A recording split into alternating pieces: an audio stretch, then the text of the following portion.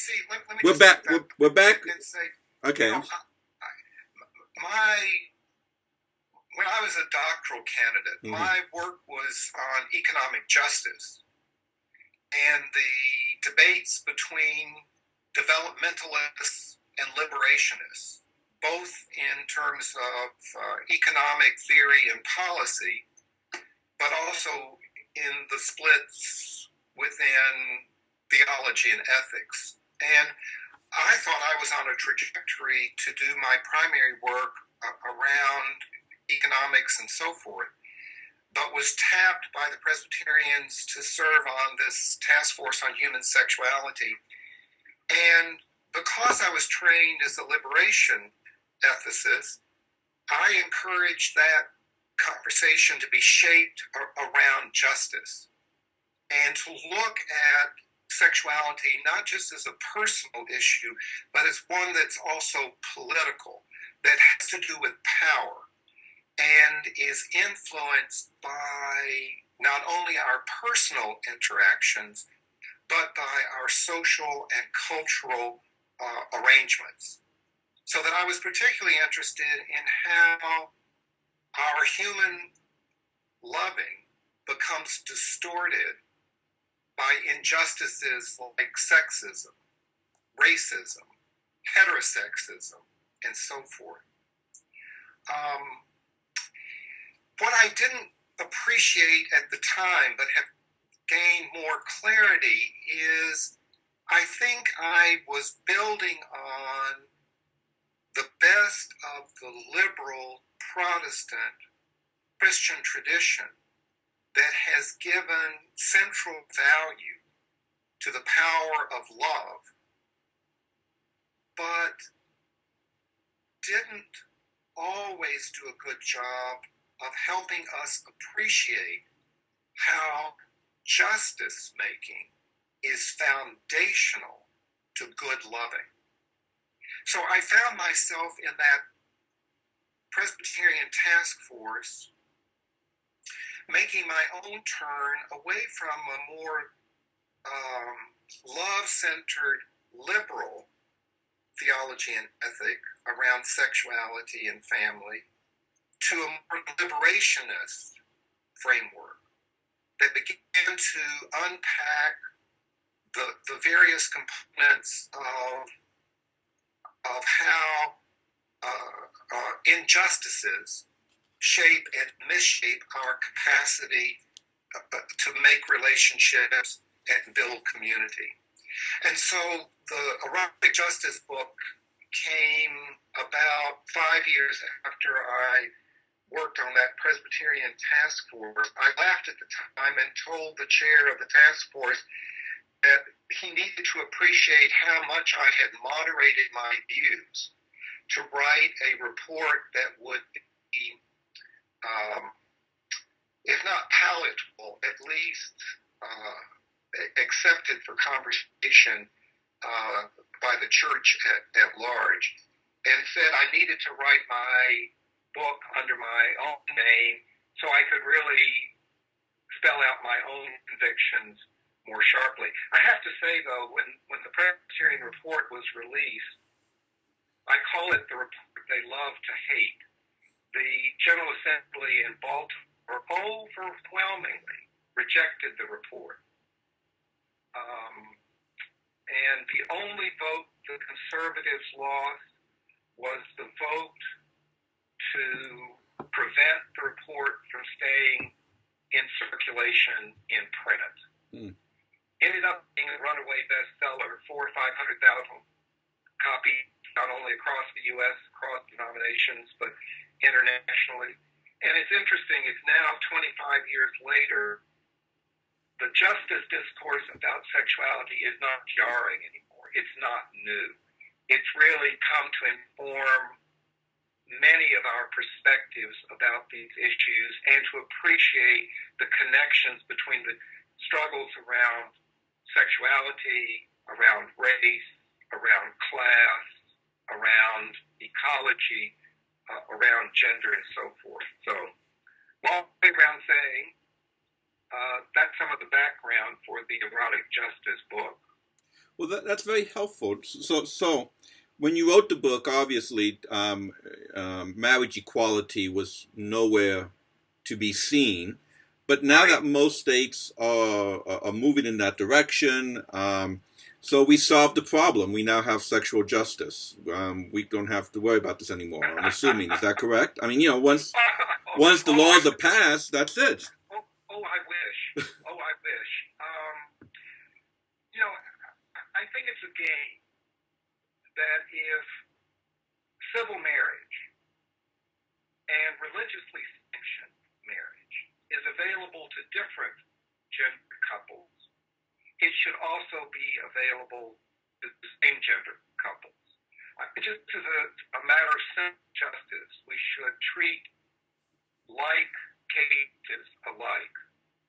So it is a game, but I think justice is far more complex than simply gaining a legal right. Because in no way in this culture do we genuinely honor the goodness of the body and the goodness of all bodies. Our culture still displays discomfort and distaste for bodies, especially if those bodies are bodies of color or the female body. So sexual injustice continues to be pervasive in terms of the sex negativity that runs throughout our culture, across our traditions. Sexual justice is also not in place because we don't genuinely honor sexual differences in terms of orientations and relational patterns and so forth. There's still a struggle to understand difference as an asset, not a problem when it comes to our human sexualities. And thirdly, I say in terms of whether we have in place complete sexual justice, we only have to look at these phenomenally disturbing patterns of sexual violence, sexual abuse, sexual violation, and exploitation. Understand that we're far from seeing the embodiment of erotic justice, not only in our lives personally, but in our culture. Sexuality remains a place of deep pain, suffering, and alienation for too many. So while it's gained that some justice has been done, the agenda is far from being completed. Well, definitely, every individual needs to be treated with respect. So can't we just, love the sinner but hate the sin? After all, if the biblical text is calling for male and female as the only way of having a relationship, isn't what you're advocating undermining the whole biblical text? I'm sorry, Miguel. The volume went down. Oh, okay. I was being. Let me respond, but it may not be responding to the question you asked. Can't we just love the sinner, hate sin? Exactly. Yeah. Well, for one thing, I would say part of the problematic character of the Christian legacy that many of us have inherited and been shaped by has not helped us do the proper naming of what is genuinely sinful. I would love for us to shift the conversation and never again speak about the sin of homosexuality. There is no sin of homosexuality. Homosexuality, like heterosexuality and other sexual orientations, are morally neutral. You don't get extra points if you're heterosexual. You don't lose points if you're gay, lesbian, bisexual, transgender. The moral calculus doesn't work that way. I'm sorry to disappoint those who are straight and think they're going to get more privileges by virtue of their sexual identity. The moral equation doesn't work that way. Your sexual orientation, your identity is morally neutral. What matters ethically is not who you are, not your identity, but rather your practice, how you live your life. And in that term, what we're I hope aiming for is to live lives of relational justice, relational authenticity, relational integrity. The sin is not homosexuality. The sin is heterosexism. And the disrespect and devaluing shown to gay, lesbian, bisexual, transgender, and queer people, anyone who isn't conforming to the dominant code sense of what it means to be a sexual person, which often is a very narrow and restrictive kind of understanding that's imposed on people regardless of their own orientations, interests, desires, and so forth. So I'm all for loving sinners, but I think we also need to be careful that we tell the truth and name honestly where the sin is and where the sin isn't. The sin that we need to deal with is the sin of oppression, of injustice, of causing harm to others and self, and our institutional cultural arrangements that reinforce those patterns of harm. That's where we need to locate the sin and then look at our spiritual traditions to say, where can we find guidance to help us face and challenge the injustices and move forward?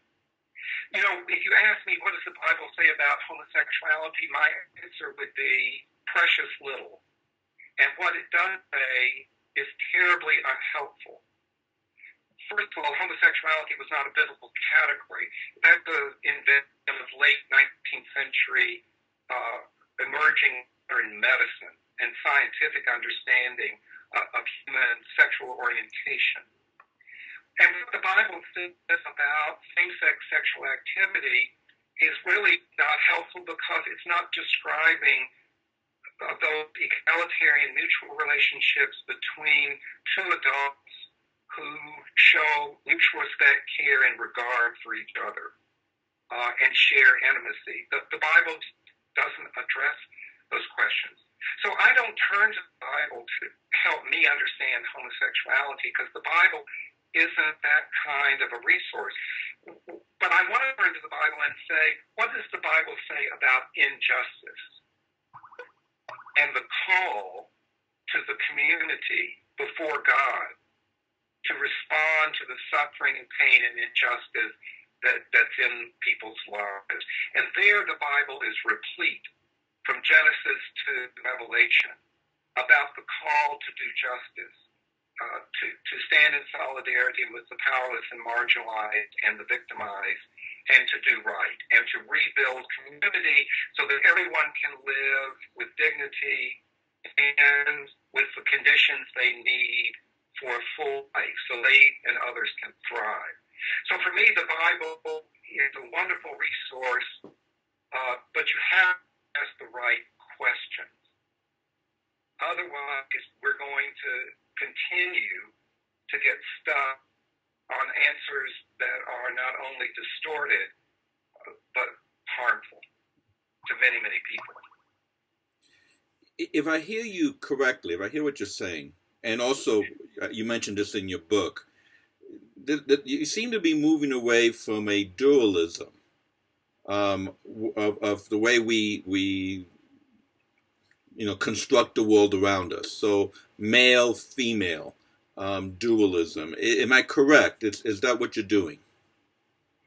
Well, I think like many of us, I'm increasingly challenged and encouraged by both the theorists and the social activists that are critiquing our human inclination to divide the world simplistically into binary oppositional categories. And so part of what I've come to appreciate over these past years that I've worked on these issues is a much more complex in some ways, but I think much more realistic and helpful understanding that our lives are more complex and more diverse than the simple binary categories allow.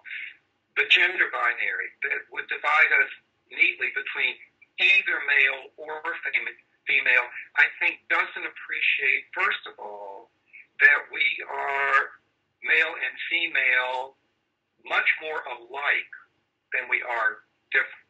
And we are certainly not opposites. Nor are we half persons that need to find our complementary half in order to be whole persons. Each person is complete and whole in themselves. But the reality is our divisions in these binary categories would be trouble enough because they don't appreciate the wide diversity of human identities and human realities. But those binaries too easily, Miguel, get organized, get ordered hierarchically as superior party over inferior party. And there's also then the temptation to structure human relationships hierarchically in terms of domination and subordination.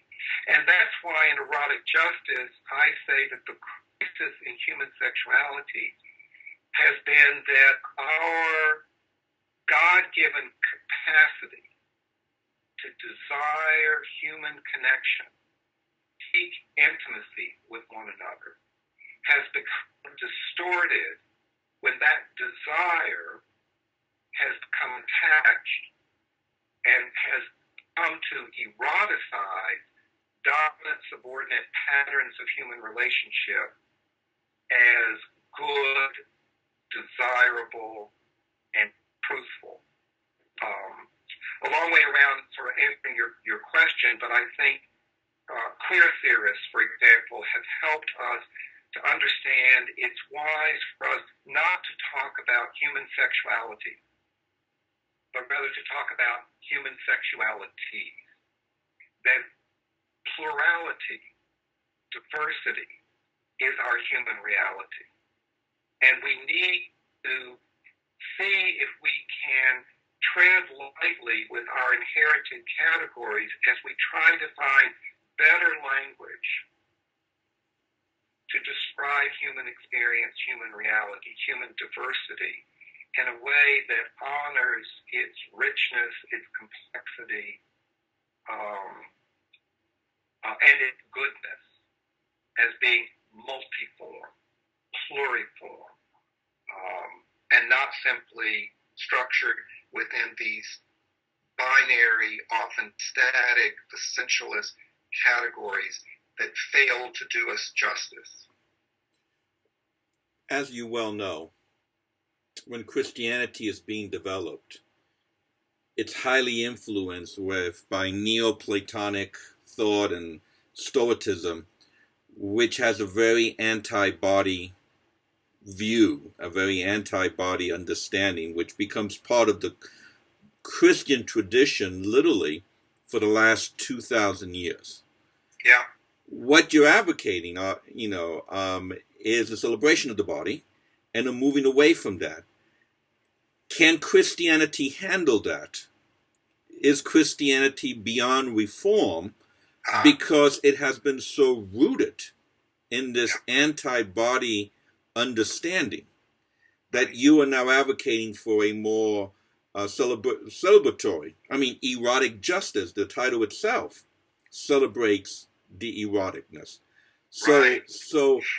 And I realize, when I talk, for example, about my desire to live out an ethical eroticism that to many, including many religious people, Christians included, that sounds like an utter contradiction, because we've been so encouraged to think that the erotic and the longing for pleasure is antithetical and in necessary conflict with our desire that principled, value-based love.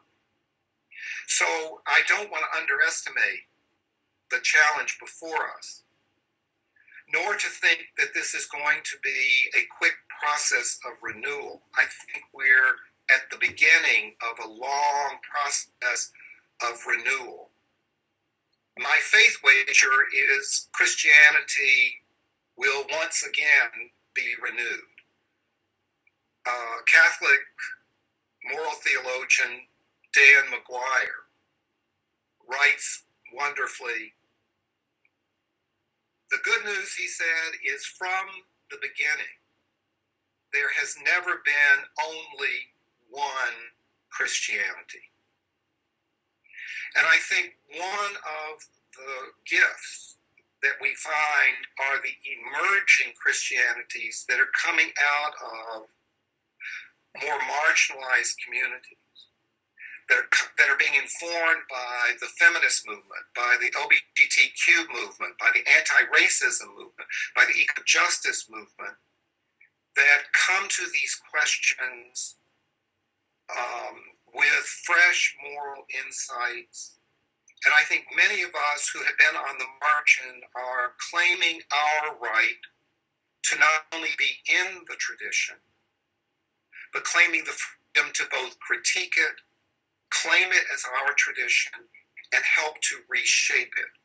Now, I agree with you, the cultural roots are deep, but I'm beginning to suspect more and more that it is not only in the Greek philosophical tradition that we're going to have to struggle about the anti-body, body-spirit dualism. I think in particularly U.S. culture, the legacy that has been most formative around matters of social relations, including intimate relationships, and therefore around sexuality and eroticism, is slavocracy.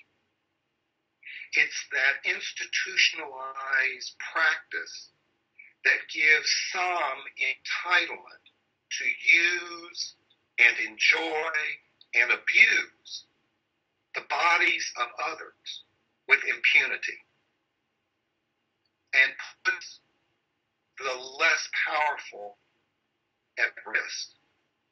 And I don't think until white Christian America comes more honestly in terms with the history of slavery and how slavocracy has misshaped Christian reality in this country, that we're going to get very far in disentangling this problem. But of course, it's always going to be a question of who has the right to claim that they can speak Christianity or any spiritual tradition. And to that I say, we just should be prepared for ongoing conflict, as well as hold ourselves to the task of trying to listen and learn from those who are different from us. So I appreciate those who say that in the midst of social conflict, tolerance is a virtue. But tolerance only takes us so far.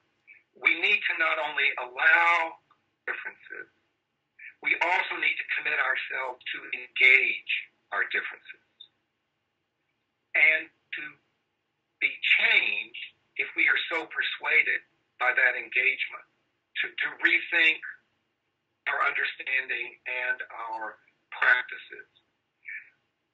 My hope against hope in the church and other religious communities is that we will get over our fear of difference, which has become so intrinsic to Christian identity.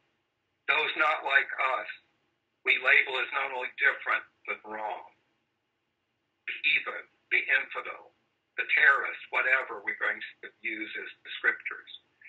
Well, I would hope we would learn ways to constructively, respectfully engage around those differences.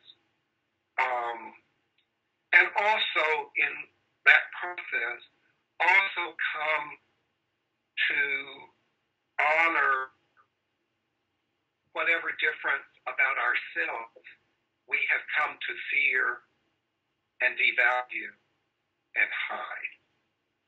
So in many ways, I'm a very conventional Christian theologian and ethicist who believes the gospel is an invitation to love God with our total devotion and to love and accept ourselves and love and accept others.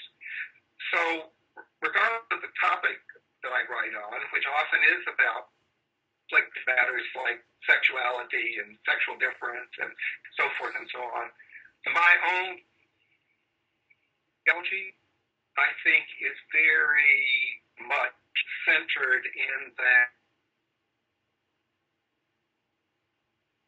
of the Christian tradition around the double commandment. At least that's what gives me some perspective, some hope, some excitement about where we are intended to go. The world as it is not as it should be. You and I are probably old enough to remember a time when men were men and women were women. And I'm thinking of that television show Mad Men. I don't know if you've watched it or not. Yeah. But I remember that age as though it was yesterday, and the attitudes, not only around issues of race and gender and orientation. And then we're living in today, which, as you mentioned earlier, we haven't arrived, but the polls, when we look at the polls, show that more people are open to the way you think than the way it was when we were young kids and the predominant view at that time. So there's been a tremendous shift. And I'm wondering, what do we say to those individuals who are seeing this major shift and are holding with dear life to the Christianity of their own youth that had all the answers? Because what you're advocating seems to create more questions. It seems to be more ambiguous. There seems to be less certainties. Give me the answers so I know what's right and what's wrong. You don't seem to be doing that.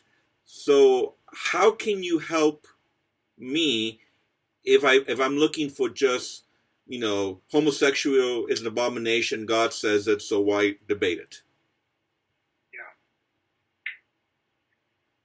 Yeah, a big, wonderful question, and it deserves a good answer, and I don't think I can do it quickly. I'll sit with, think what you're asking, Miguel, is spot on, because I identify that stance of fear and resistance not only beyond me, but inside me. In many ways, I think I write ahead of where, I know I write ahead of where I actually live. Because I think our reality is a world of injustices. The world that I desire, I catch glimpses of, but we see through a mirror dimly, at best. What I would say is that, at best, I would hope we can, again, to use a more old-fashioned term, testify. Here is what I have heard and experienced as good news. This is what has brought me healing and a modicum of hope and life. And I share that with the hope that might attract others who also share that desire to live in a radically different church and world, where each person is respected and everyone has what they need for a decent life. I think you are quite right. We are in the midst of a profound cultural shift. And it's not just on the surface. It is very deep down. And I think we use language like postmodern to try to name what this shift is about, moving from a modern to a postmodern world.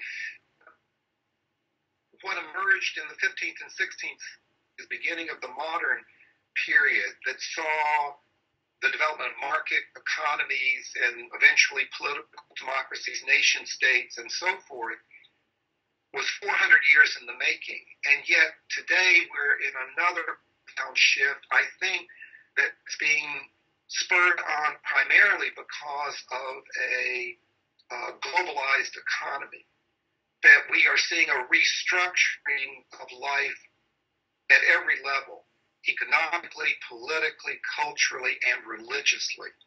And that's not going to be finished anytime soon. But one component of that larger cultural crisis, which means a period of protracted restructuring of power and relationships, is that we're seeing this fundamental reorganizing around gender, especially power dynamics between men and women, but also around sexual minorities and so forth.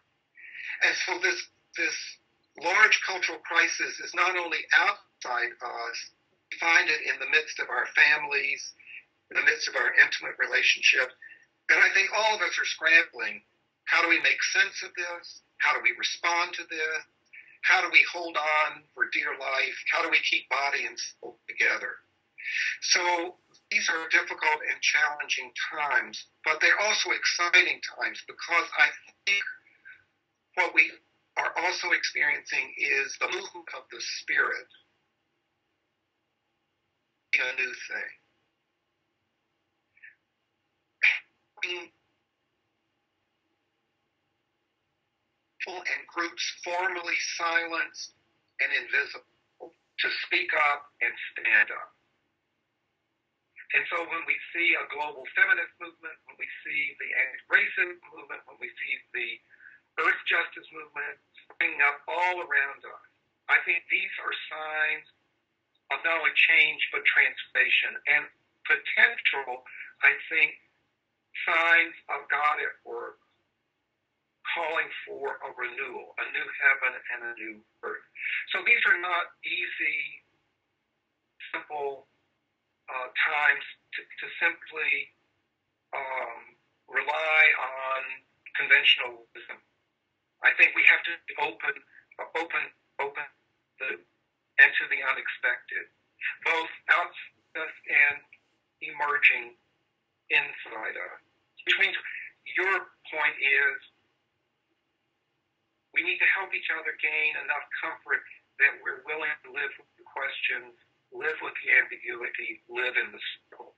Because it's in the struggle where there's hope, new life, and possibility.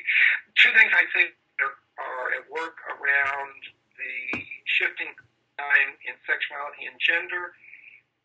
Culturally, we've inherited a religious ethic that was based on fundamentally different cultural dynamics and traditions.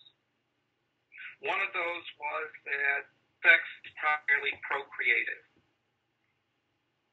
The second was good sex and good gender patterns require male control of women, children,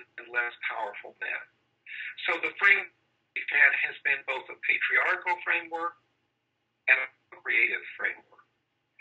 Those two patterns are being fundamentally dismantled. Mm-hmm.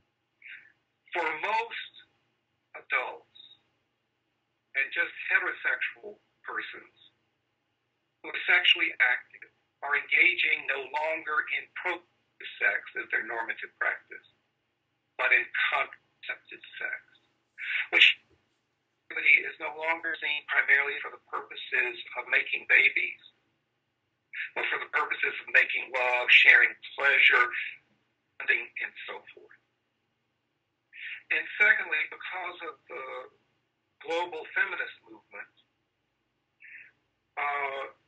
the whole challenge to father right is being pushed to shift to human rights, and including the full human rights of women.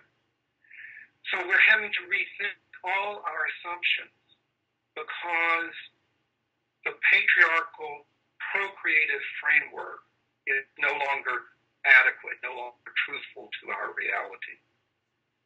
And the irony is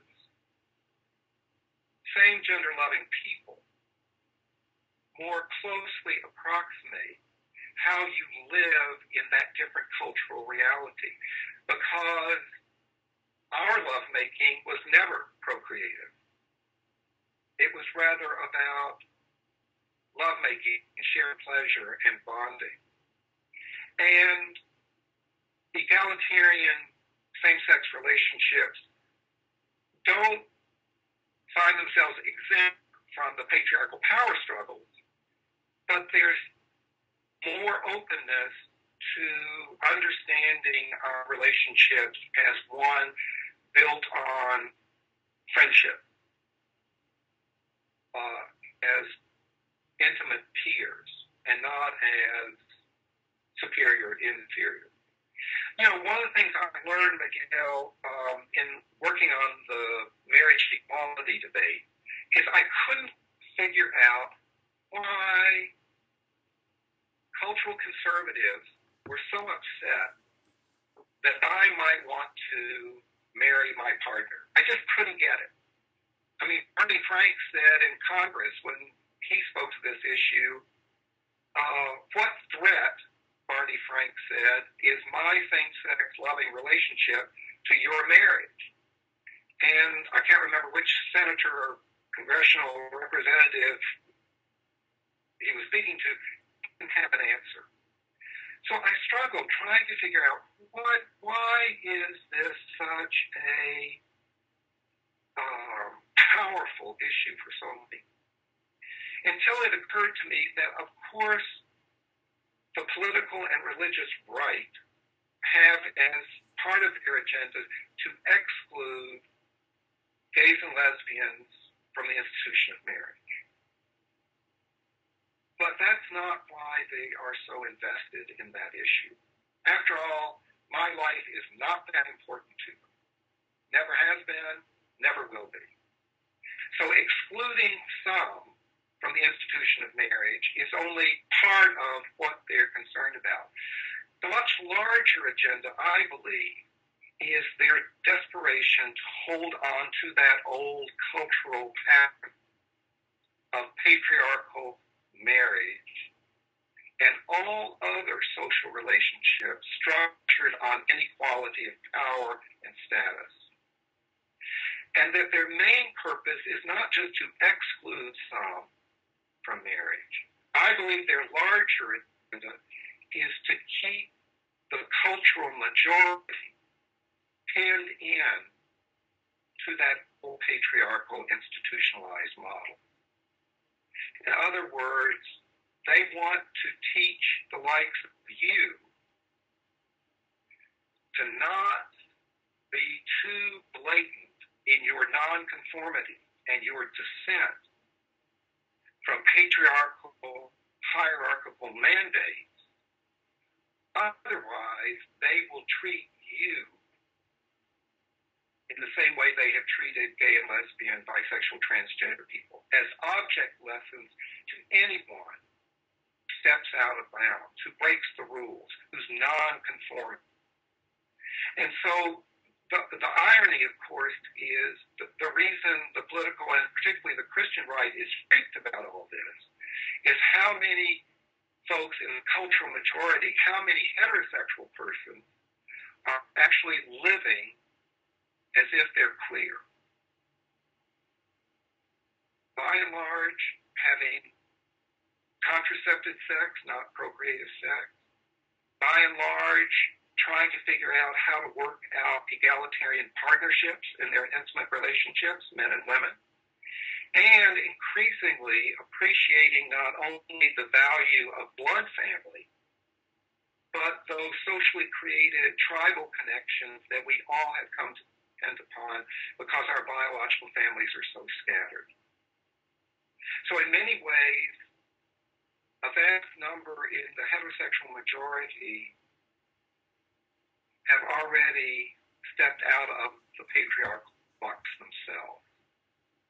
And so one of the challenges is how do all of us who are non-conforming, who are dissenters to the cultural status quo, learn to stand in solidarity and have each other's back and not set up a few to be the scapegoats and to receive the hate violence that could be directed at anyone, but too often is targeted at the most visible and culturally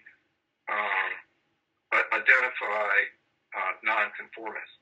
Does that make sense to you? Oh, it does. It does. And I really appreciate what you say. I mean, what I appreciate about your work is the way you do it on the intersection, not just of sexuality, but on the intersection of race, class, and gender. And I think that's what attracts me to your work, definitely. Oh. So, well, Miguel, that's the kind of praise that just makes me smile. I'm so grateful because I think any of us who do scholarship or who do activism are trying to do good work, but we're really dependent upon our colleagues, our friends, and sometimes our critics to help us hear whether what we think we're doing is actually what they find of value. So I really appreciate your saying that. Thank you. Well, and I appreciate you taking the time to be with us today and chatting and giving us a little bit more insight into your work and as well as yourself so that we could attach an actual author and a person with what we read. So thank you very much. Yeah, Miguel, I enjoyed it. Take good care. Good enough.